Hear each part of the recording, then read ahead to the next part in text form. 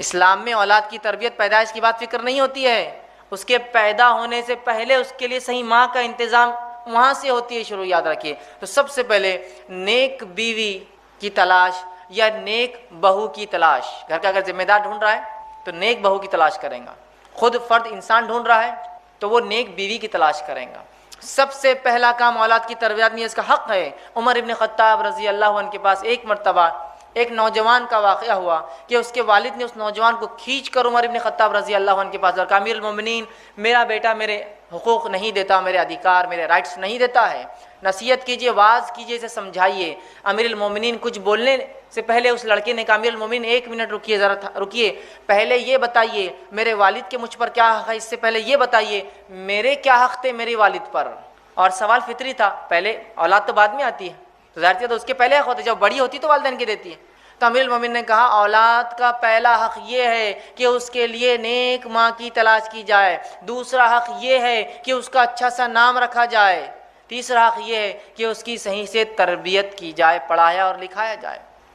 تو اس لڑکے نے کہا امیر المومنین جو میرا والد میری کمپلین لے کر آیا، شکایت لے کر آیا ہے، سب سے پہلے اس نے میرے نیک ماں کا انتخاب نہیں کیا، ایک مجوسیہ سے اس نے شادی کی، دوسرا میرا نام جو میرا حق تھا دوسرا کی اچھا رکھے، میرا نام گبریلا رکھ دیا۔ گبریلا سمجھتے نا، وہ گوبر کے اندر کیڑا ہوتا ہے ایک بڑا کالا، وہ گوبر جمع کرتا رہتا ہے، میرا نام صحیح نہیں رکھا، اور میری تعلیم اور تربیت میں اس نے جو ہے کوئی محنت اور مشقت نہیں کی۔ تب امیر المومنین عمر ابن خطاب رضی اللہ عنہ نے جو ہے فرمایا اور کہا کہ تم اپنی اولاد کا حق نہیں دیتے ہو، اور اولاد بڑی ہونے کے بعد جب تمہارے حق نہیں دیتی ہے تو مجھ سے آ کے حقوق مانگتے ہو اس کے۔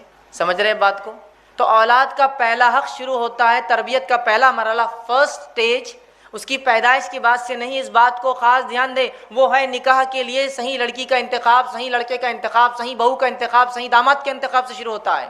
اس لیے کہ ایک دیندار لڑکی ہی اپنے اولاد کو دین سکھائیں گی، ایک دیندار باپ ہی جو ہے، لڑکا جو باپ بنے گا وہی اپنے بچوں کو دین کی تعلیم دے گا۔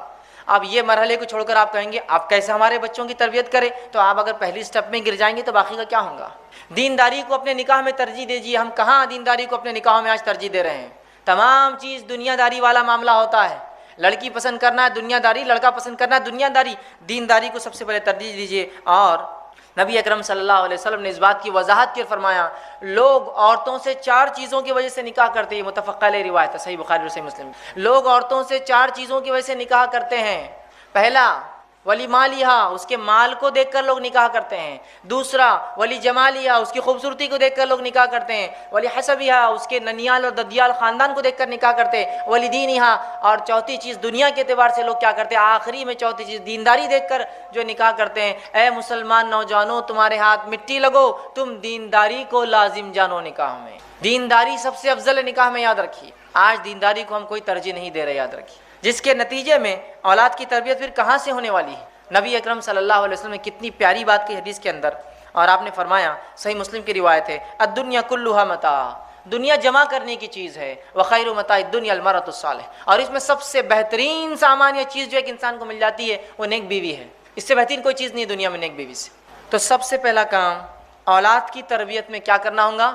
نیک بیوی کا انتخاب، نیک شوہر کا انتخاب، نیک بہو کا انتخاب، نیک داماد کا انتخاب۔ اب جب 2 نیک لوگ ملیں گے تو نسلیں نیک ہوں گی، جب 2 بد لوگ ملیں گے تو نسلیں بری ہوں گی۔ یہ اللہ کا فضل ہے کہ اس امت کو نکاح کی اس نے اجازت دی، بلکہ حکم دیا، ورنہ دیگر قوموں میں یہ ہوتا ہے نیک لوگ شادی نہیں کرتے اور ان کی نسلیں کم ہوتی ہیں، برے لوگ نکاح کرتے ہیں اور وہ بڑھتے جاتے ہیں۔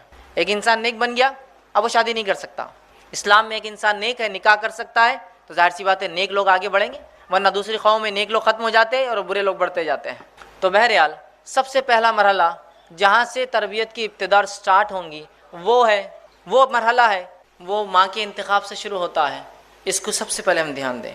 دوسری چیز جو دوسرا اسٹیپ رہیں گا ہمارا اولاد کی تربیت میں وہ یہ ہے کہ جب نکاح ہو جائے جو دینداری کی بنیاد پر ہو، اس کے بعد والدین نیک اولاد کی اللہ سے دعا کرے، اس کا بھی بڑا تاثیر اور اثر ہوتا ہے۔ کس چیز کی دعا کرے؟ نیک اولاد کی والدین اللہ سے دعا کریں۔ افسوس کی بات یہ ہے بہت سے لوگ نکاح کرتے ہیں لیکن کبھی نیک اولاد کی دعا نہیں کرتے ہیں۔ نیک اولاد کی دعا کرنا یہ انبیاء علیہ الصلاۃ والسلام کی سنت ہے نکاح کے بعد، لیکن آج ہم دعائیں نہیں کرتے ہیں۔ تو یہ بڑا اہم عمل ان کی تربیت کا حصہ ہے، یہ ابھی دنیا میں آئے نہیں ہیں لیکن یہیں سے شروع ہوتی ہے تربیت ان کی، کہ نیک جو ہے اولاد کی جو ہے دعا کریں۔ ہمارے پاس تو عام طور سے یہ ہوتا ہے کہ اگر نکاح کے بعد اولاد نہ ہو تو لوگ مختلف قسم کے شرک اور بدعت میں لگ جاتے ہیں. ایک تو یہ پارٹ ہے، اگر اولاد نہ ہو تو مختلف قسم کے شرک اور بدعت میں لگ جاتے ہیں. اندازہ لگائیے جو اولاد شرک اور بدعت کے بنیاد پر وجود میں آئیں گی وہ اولاد کہاں سے اللہ کی توحید پر چلنے والی ہوں گی؟ شرک اور بدعت میں لگ جاتے ہیں. اور دوسرا ایک عجیب حال رہتا ہے اس امت کا کہ جب کسی کا نکاح ہو جاتا ہے بس ہر تھوڑے دن کو گڈ نیوز کب ہے، گڈ نیوز کب ہے. اب وہ بیچاروں کی کیا پلاننگ ہے، ان کی کیا مصیبتیں ہیں، ان کی کیا پریشانیاں ہیں، سب کو گڈ نیوز ہی چاہیے بس. اور ہر کوئی دوسرے سے گڈ نیوز کب ہے، گڈ نیوز کب ہے. اور وہ پریشان بیچارے آپس میں کہ ہم تو کوشش کر رہے ہیں بھائی لیکن اللہ نہیں اولاد دے رہا تو اب ہم کیا کریں. اور ذہنی طور سے وہ پریشان ہو جاتے ہیں. تو یہ سب سے پہلے اس نہیں بلکہ یہ دعا کرے کہ اللہ نیک اولاد عطا فرما. اچھا، اولاد کی نیکی کی دعا تو نہیں ہوتی ہے. جو کچھ دعا ہوتی ہے کیا ہوتی ہے ہمارے پاس؟ نکاح ہو گیا کسی کا، بوڑھی عورتیں ہوتی ہے گھروں میں، وہ دعا دیتی ہے اللہ تم کو چاند سا بیٹا دے. کیسا بیٹا چاہیے ہونا بھی؟ تو چاند سا. اگر میں کہتا ہوں اللہ نے واقعی میں دعا سن لی تو ایک تو گول صورت کا پیدا ہوں گا اور اتنا چمکدار کوئی انسان ہوگا تو کوئی پسند کرے گا اس کو، دھبے والا اور ایک دم چمکدار. اور وہ بھی چاند سا کیا چاہیے؟ بیٹا ہی چاہیے. ہے نہیں ہے یہ بات عام؟ دعا کیا کرنی چاہیے اولاد کے لیے؟ کیسی اولاد کی دعا کرنی چاہیے؟ آئیے وہ دعا ہم دیکھتے ہیں. سورہ صافات سورہ نمبر 37 آیت نمبر 100 میں اللہ رب العزت فرماتا ہے اور ابراہیم علیہ السلام نے جب دوسرا نکاح کیا چونکہ آپ کو پہلی بیوی سے اولاد نہیں تھی تو دعا کی اور فرمایا ربی حب لی من الصالحین، اے اللہ نیک اولاد عطا فرما. یہ ہے دعا. لڑکا ہو، لڑکی ہو، گورا ہو، ٹھیک ہے، یا کالا ہو، جو ہے جس طرح سے ہو، صحت مند ہو، بیمار ہو، لیکن نیک ہونا اللہ اصل ہے. یہ صالح اولاد عطا فرما. صالح اولاد کی دعا کیجئے، نیک اولاد کی دعا کیجئے. اس لیے کہ بہت سی بار اولادیں تو جو ہے ہو سکتا ہے جیسی دعا کری چاند جیسا بڑی خوبصورت ہو جائے لیکن اگر اس میں گن نہ ہو اچھے تو کیا فائدہ. ایک طرف دیکھیے آپ ادھر ابو لہب ہے جس کے تعلق سے روایت میں آتا ہے کہ اس کے کسی بیٹے کا نام لہب نہیں تھا لیکن اتنا گورا چٹا تھا، عرب تھا کہ جب خوش ہوتا یا غصے میں آتا تو آنکھ کے انگارے جیسا لال ہو جاتا. لہب آنکھ کے انگارے کو کہتے تھے. ابو لہب فائدہ ہے اس کی اس گوری چمڑی کا کچھ. اور وہاں بلال ہے جو حبشی ہے، نسلاً جو ہے وہ جو ہے ابیسینین ہے، حبشی ہے، غلام ہے. دیکھنے کے اعتبار سے روایت میں آتا چپٹے ہیں، گال چپٹے ہیں، ہونٹ موٹے موٹے ہیں، کالے ہیں، لیکن بلال جنت میں جائیں گے. نبی اکرم صلی اللہ علیہ وسلم فرماتے ہیں میں جب معراج میں گیا تو بلال تمہارے چپلوں کی کھڑاؤں کی آواز میں نے جنت میں سنی. تو بلال جنت جائیں گے. ابو لہب کا تو اعلان ہو گیا دنیا کے اندر ہی. تو اصل چیز نیکی ہے، نیکی کی دعا. تو یہ دعائیں اثر رکھتی ہے، اولاد کی تربیت کا مرحلہ ہے. دوسرا ہم دیکھتے ہیں ابراہیم علیہ السلام اولاد کی دعا کرتے ہیں. سورہ غافر سورہ نمبر 40 آیت نمبر 14 میں رب اجعلنی مقیم الصلاۃ ومن ذریتی ربنا وتقبل دعا. اے اللہ مجھے اور میری ذریت کو نماز کا پابند بنا، نماز قائم کرنے والا بنا. اولاد پیدائش سے پہلے نیک اور نماز قائم کرنے والے اولاد کی دعائیں ہو رہی ہیں. اسی طرح زکریا علیہ السلام نے جب دعا کی اولاد کی، سورہ آل عمران سورہ نمبر 38 میں اللہ نے فرمایا کہا رب هب لی من لدنک ذریۃ طیبہ، اے اللہ مجھے نیک اولاد عطا فرما. تو نیک اولاد کی دعا ہو. نکاح کے لیے نیک لڑکی کا انتخاب، اس کے بعد اولاد کے لیے نیک ہونے کی دعائیں کی جائے. دوسرا اسٹیپ ہے. تیسرا مرحلہ جو ہمیں کرنا ہے، تیسرا اسٹیپ اولاد کی تربیت میں وہ کیا ہے؟ وہ یہ ہے کہ اسلامی طریقے سے اولاد کا استقبال ہوگا جب وہ دنیا میں آئیں گی. ہمارے پاس جب اولاد اللہ دے دیتا ہے، عطا فرما دیتا ہے، اس کا استقبال غیر اسلامی رسومات سے ہوتا ہے. جس کام کی شروعات ہی غیر شرعی ہو اس کا خاتمہ کیسا ہوگا اندازہ لگا لیجیے. غیر اسلامی رسومات سے ویلکم کرتے اپنے چلڈرنس کو، اپنے بچوں کو ہم لوگ اس دنیا کے اندر. اسلامی رسومات سے ویلکم کیجیے. اور اسلامی رسومات کیا ہے ویلکم کرنے کے؟ کہ جب بچہ پیدا ہو تو کسی نیک انسان کے پاس اسے لے جایا جائے، وہ کھجور چابیں گا اور اس کے منہ میں جو ہے ڈالیں گا. اس کے بعد جب 7 دن ہو جائے، 7 دن اسلامی اعتبار سے 7 دن ہو جائے تو 7ویں دن اس کے لیے عقیقہ کیا جائے، اس کا اچھا سا نام رکھا جائے، ٹھیک ہے، اور اس کے سر کے بال نکالے جائے اور ان بالوں کے وزن کے برابر سونا چاندی یا روپیہ تقسیم کیا جائے. اور ایک عمل صحابہ سے ملتا تھا، جب سر کے بال نکالتے تو دودھ میں زعفران ڈال کر وہ سر کے اوپر لگایا کرتے تھے. یہ سب کرنا ہے. اب ہمارے بچوں کا ویلکم کیسے ہوتا ہے؟ کیسے ہوتا ہے؟ ایک ہوتا ہے چھٹی 6th ڈے پروگرام.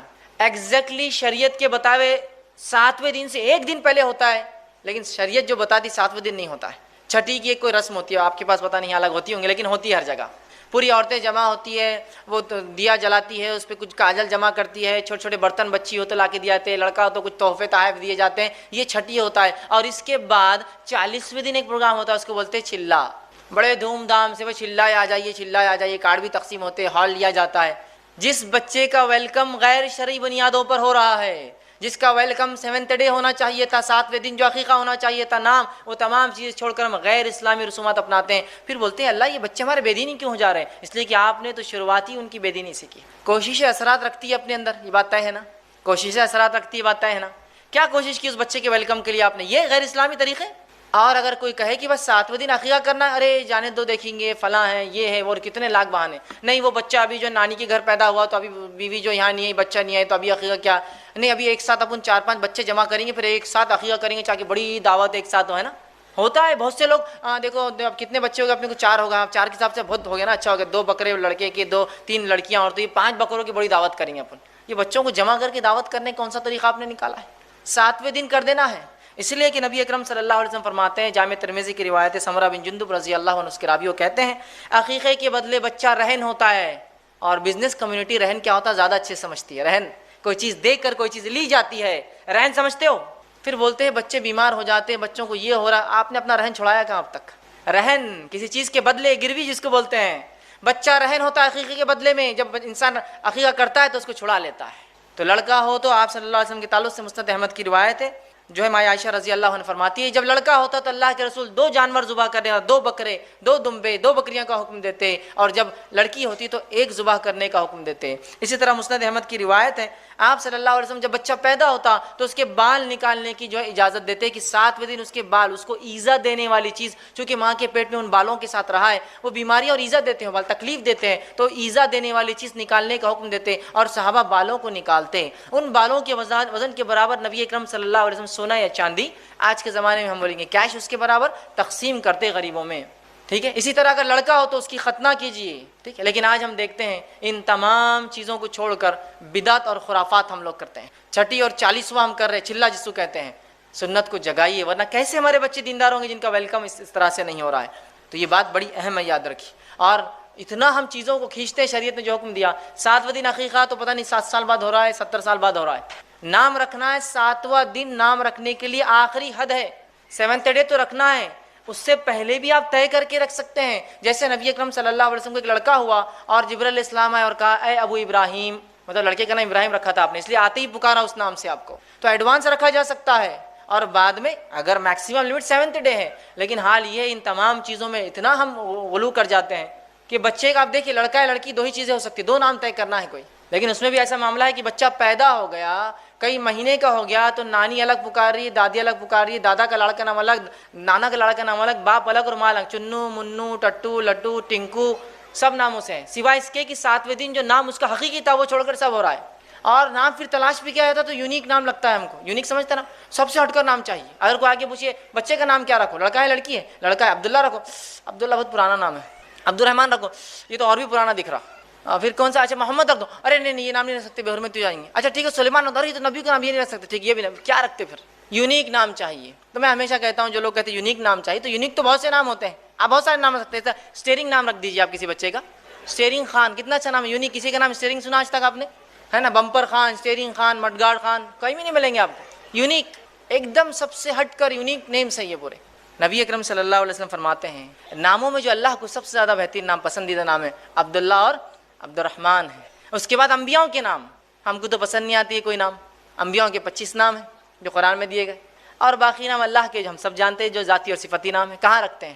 کہاں رکھتے ہیں؟ تو ان ناموں کو رکھیے. ان کی تاثیر، ان کے اثرات ہے کہ بچے کو کس تربیت کے، کس نہج پر، کس طریقے پر آپ چلانا چاہتے ہیں اس کے نام بتاتا ہے، انڈیکیٹ کرتا ہے. سمجھ رہے ہیں آپ بات کو؟ اور بچے میں وہ اخلاق نظر آنا شروع ہو جاتے بچپن سے. اگر کسی ایک بچے کا نام سلمان رکھا جائے، رکھنے کا وجہ سلمان فارسی ہے، تو بچے میں سلمان فارسی جیسے اخلاق اور عادت اتوار ہوں گے. اور رکھنے کا نام دوسرے سلمان صاحب ہے تو پھر مشکل ہوتا ہے، بچے میں وہی سب چیزیں نظر آتی. پھر بولتی ہے ایسا ٹیڑھا میڑا کیوں ہو جاتا محفلوں میں جا کر، فلاں چیزیں کیوں کرتا؟ چونکہ اس کی تربیت ہی اس نام پہ ہوئی نا. نام نسبت جوڑتے ہیں نا کسی سے لے جا کر. ایک نو مسلم تھے، ان سے پوچھا گیا کہ آپ کیا نام پسند کریں گے اپنے لیے؟ تو کہا میں پسند کروں گا عبد الممیت. آپ نے عبد الحی نام تو بہت سنے ہوں گے نا، زندگی دینے والے کا بندہ. تو کہا میرے کو نام پسند ہے عبد الممیت، موت کو دینے والے کا بندہ. تو لوگوں نے کہا عبد الممیت کہاں نام رکھتے ہیں لوگ، تمہیں کیوں پسند ہے؟ تو کہا مجھے اس لیے پسند ہے کہ موت کے بعد تو اپنے رب سے ملوں گا جا کر، اس لیے عبد الممیت، موت کا دینے والا. نام رکھیے اللہ کے، انبیاؤں کے، اور جو ہے صحابہ کے نام جو بہرحال ہم رکھ سکتے ہیں. چوتھی چیز جو اولاد کا حق بھی ہے، یہ پورے حقوق بھی یاد رکھیے. نیک ماں کا چننا، دعائیں کرنا، ٹھیک ہے، اس کے عقیقہ کرنا، یہ سب حق بھی ہے اس کے، یاد رکھیے، اور تربیت کا حصہ بھی ہے۔ چوتھا اس کا حق بھی ہے اور تربیت کا حصہ بھی وہ یہ ہے کہ رضاعت، دودھ پلانا اس کو، یہ اس کا حق بھی ہے، یہ تربیت کا مرحلہ بھی ہے۔ ٹھیک، یہ بڑی اہم چیز ہے، اس لیے کہ ماں کا دودھ وہ تقاضوں کو پورے کرتا ہے جو صحت کے لیے، تندرستی کے لیے، توانائی کے لیے ضروری ہے، اور ساتھ میں وہ غذائیت بھی ہوتا ہے اس کے لیے، یاد رکھیے۔ اور اس سے بڑھ کر جو چیز ہوتی ہے وہ ممتا ہے، وہ ریلیشن شپ ہے، وہ محبت اور الفت جو ماں سے ہوتی ہے، جو دودھ کے ڈبوں میں وہ صفت نہیں آ سکتی کبھی، یاد رکھیے۔ مجبوریاں الگ چیز ہوتی ہے۔ اسی طرح ہم دیکھتے ہیں عمرو بن عاص رضی اللہ عنہ اپنے بیوی سے کہا کرتے تھے جب ان کے بچے کو دودھ پلاتی کہ دیکھ اپنے بچے کو ایسا دودھ نہ پلانا جیسے جانور اپنے بچوں کو دودھ پلاتے ہیں، اس لیے کہ دودھ اس نیت سے، اس محبت اور الفت سے پلانا کہ تجھ پر اللہ کی ایک مخلوق ڈیپینڈ ہے اور وہ پرورش پا رہی ہے، یہی بچہ آگے چل کے اللہ کی عبادت کرے گا اور کئی نیک کام کرے گا، اس نیت سے اسے دودھ پلانا۔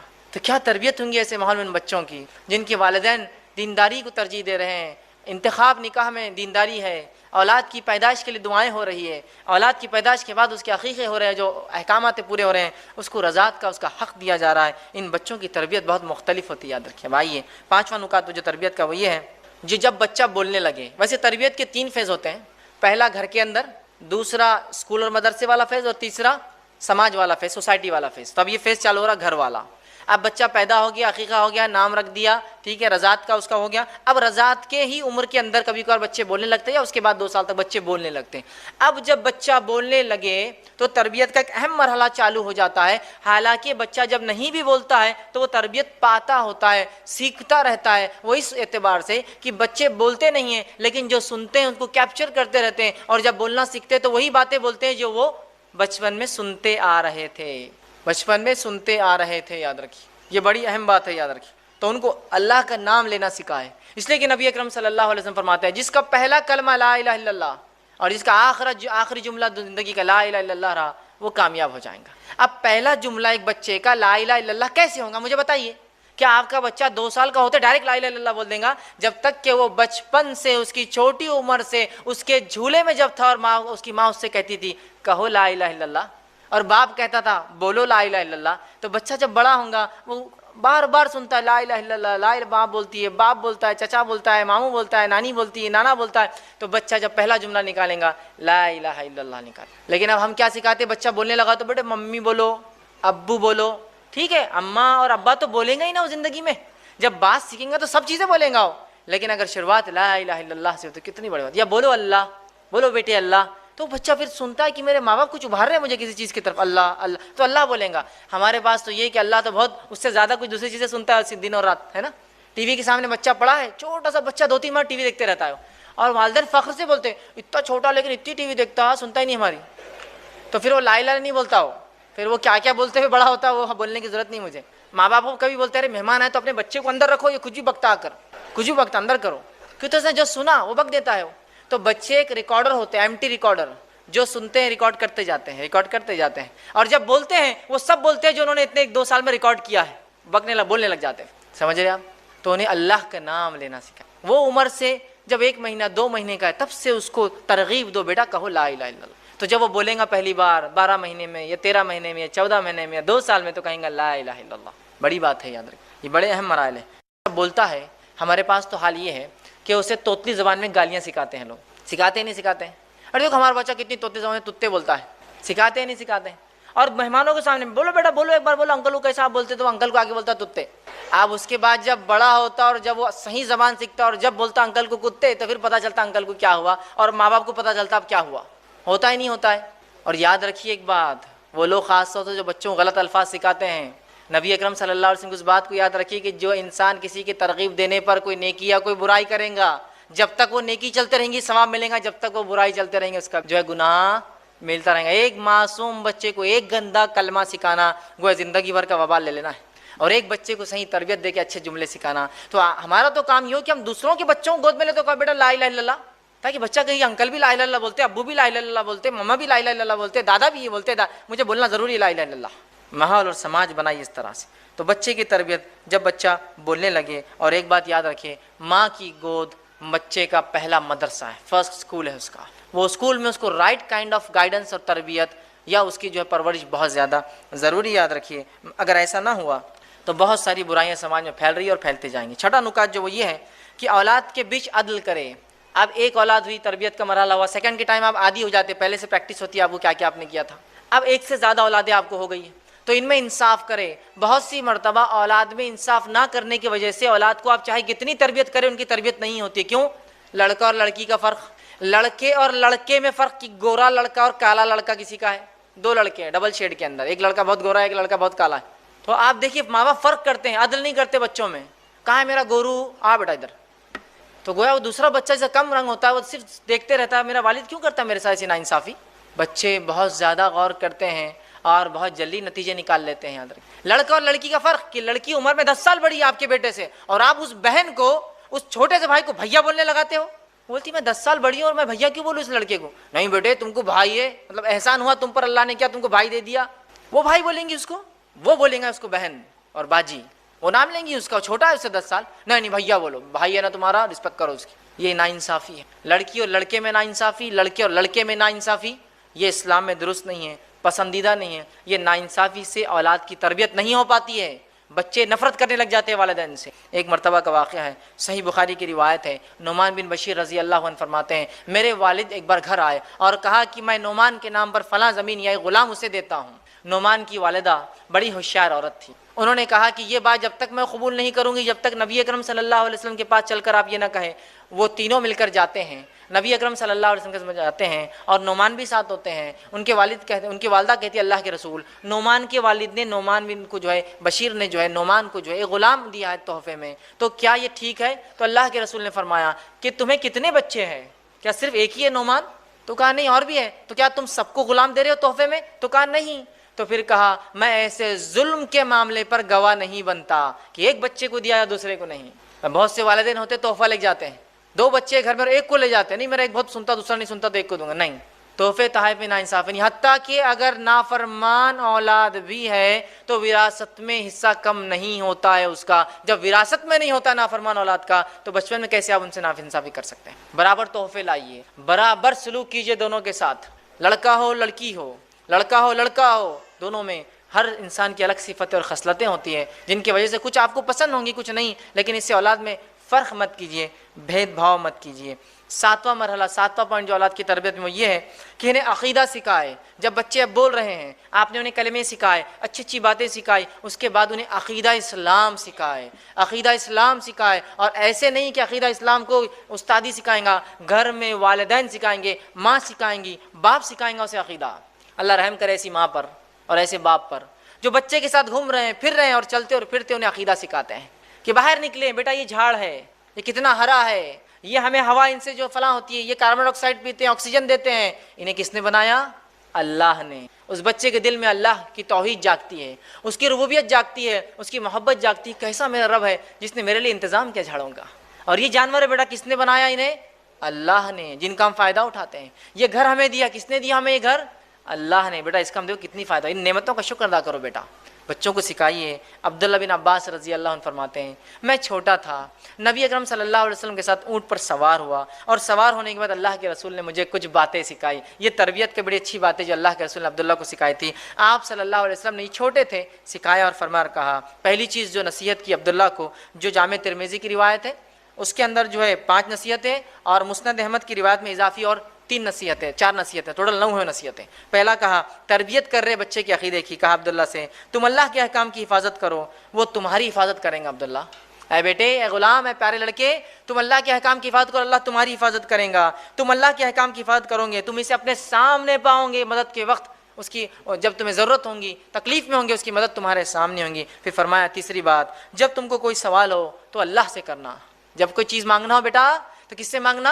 اللہ سے مانگنا. پھر فرماتے اللہ کے رسول چوتھی بات، جب جو ہے مدد طلب کرو تو اللہ سے بیٹا مدد طلب کرنا. 5ویں بات فرماتے یاد رکھو ساری دنیا بھی اگر تمہارے خلاف جمع ہو جائے تو کچھ نہیں بگاڑ سکتی سوائے وہ جو اللہ چاہے، اور ساری دنیا بھی جمع ہو کے تمہیں کچھ فائدہ پہنچانا چاہے تو کچھ فائدہ نہیں پہنچا سکتی سوائے جو اللہ چاہے. کیسا عقیدہ بنا رہے اس بچے کا مضبوط. اب یہ بچہ آپ کو لگتا ہے کہ کہیں بھی جا کر سر ٹکیں گا اور کبھی اپنے زندگی میں شرک اور جو بدعت اور خرافات کریں گا؟ بالکل نہیں. اسی طرح مسند احمد میں اور آگے نصیحتیں 4 اور اضافی ہے. چھٹی بات جو اس روایت میں آتی ہے وہ یہ ہے، خوشحالی میں اس کی طرف رجوع کرنا اے بچے، تو پریشان حالی میں اللہ تمہیں کبھی فراموش نہیں کرے گا.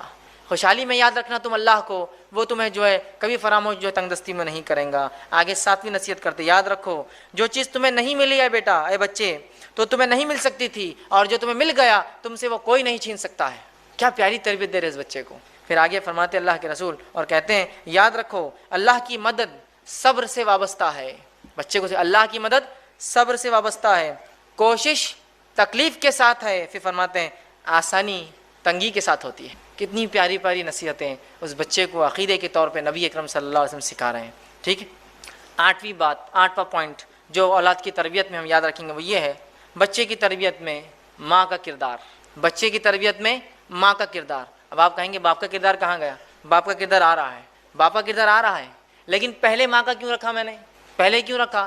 اس لیے کہ ماں اولاد کی تربیت کے لیے اصل ذمہ دار ہے۔ باپ بھی ہے لیکن ماں اصل ہے۔ آپ کہیں گے وہ کیسے؟ ابو داؤد کی روایت، ایک شخص آ کر کہتا ہے اللہ کے رسول صلی اللہ علیہ وسلم میرے ماں باپ میں سے میری خدمت کا پہلا حقدار کون ہے؟ کہا ماں۔ دوسرا حقدار کون ہے؟ تو کہا ماں۔ کہا تیسرا حقدار کون ہے 3rd لیول پر؟ تو کہا ماں۔ کہا چوتھا حقدار کون ہے؟ تو کہا تیرا باپ، تمہارے والد۔ والد کا رینکنگ کیا آئی؟ 4th۔ اگر اس اعتبار سے دیکھا جائے تو gold medal goes to father, gold medal گیا باپ کو، جو معاف کرنا ماں کو، سلور میڈل گیا ماں کو، برونز میڈل گیا ماں کو، اور باپ کو صرف پارٹیسپیشن پرائز ملا صرف 4th لیول پر آتا ہے وہ۔ جب اسلام ماں کو یہ درجہ دے رہا ہے تو کچھ وجہ ہوں گی نا اس کے پیچھے۔ اگر آپ کو ایک پوزیشن اور پوسٹ دی جاتی سماج میں تو کیا آپ ناکارہ نااہل کام نہ کرنے کی وجہ سے دی جاتی ہے یا کام کی وجہ سے دی جاتی ہے؟ اسلام نے عورت کو ماں کا جو مقام دیا ہے وہ اس لیے اتنا اونچا ہے کہ اس کا مقام، اس کی اہمیت اور اس کی تربیت سب سے اول ہے، اس لیے اس کا اہم ہے۔ اور اسی لیے اسلام نے عورتوں کو کام سے اور تجارت سے دور رکھا، اس لیے کہ ان کو سب سے امپورٹنٹ ورک کرنا ہے سماج کا، لڑکے اور لڑکیوں کی تربیت کرنا ہے۔ سمجھ رہے ہیں آپ؟ اسی لیے ان کو گھر میں رکھا، ذمہ داریاں دی کمائی کی، چونکہ اسلام جانتا ہے بہت اہم کام کرنا ہے عورتوں کو۔ ٹھیک ہے، تو ماں کا پہلے کردار ہے، اور یاد رکھیے ماں کا کردار اتنا اہم اور اصل ہے کہ اولاد باپ کے مقابلے میں ماں کے عقیدے پر ہوتی ہے۔ اولاد باپ کے مقابلے میں ماں کی عقیدت پر ہوتی ہے، یاد رکھیے۔ سمجھ رہے ہیں بات کو؟ یہ لوگ غور سے سنیں جو دینداری کو نہیں دیکھے خوبصورتی کو ترجیح دیتے ہیں۔ اولاد باپ کے مقابلے میں ماں کے عقیدے پر ہوتی ہے، مطلب اولاد ماں کی بات زیادہ سنتی ہے باپ کے مقابلے میں۔ اگر باپ کہے کہ اس گھر میں آج اس دن یہ چیز نہیں ہوں گی، وہ قائل نہیں اس چیز کا، وہ کہہ کے چلا جائے تو وہ عورت بچوں کو بولتی بیٹا ابو آئے نا شام میں نہیں بولنا، وہ سب کرتی ہے۔ جب شام میں ابو آتے آج کچھ ہوا تو نہیں، بچے بولتے ابو کچھ بھی نہیں ہوا آج۔ بھی بولتی نہیں آپ نے نہیں بولے بات میں کیسا کر سکتی کوئی چیز۔ بچے سپورٹ کس کو کرتے ہیں؟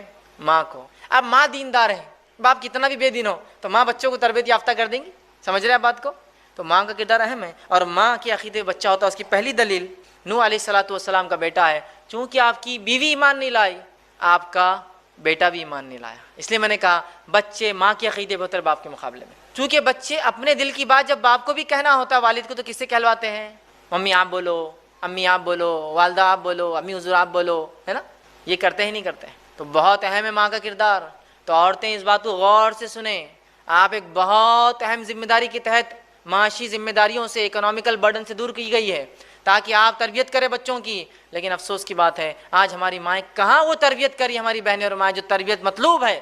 آج تو تربیت کا یہ معاملہ ہے کہ ماں کے گود میں ایک ہماری بہن کے گود میں ایک چھوٹا بچہ ہے اور وہ بیٹھ کے 3 گھنٹے اگر سنیما اور ٹی وی دیکھتی ہے تو کیا امید کی جائیں گی ان بچوں سے کہ یہ خالد بن ولید بنیں گے اور یہ ابوبکر اور عمر اور عثمان بنیں گے؟ بہت اہم کردار ہے ماؤں کا۔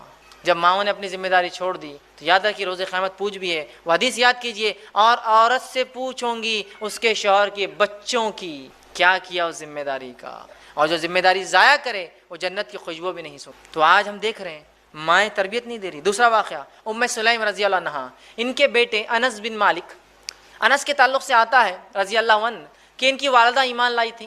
ابو انس غیر مسلم تھے، اور ایک مرتبہ وہ گھر آئے تو یہ تو ایمان والی تھی، انس سے کہا کہو بیٹے لا الہ الا اللہ، تو انس نے فوراً کہہ دیا لا الہ الا اللہ۔ تو ابو انس نے کہا کہ تم تو بگڑ گئی ہو، میرے بیٹے کو بھی بگاڑ دے رہی ہو، اور لاکھ منع کرنے کے باوجود بھی انس برابر جو ماں کہتی رہی لا الہ الا اللہ کہتے رہے۔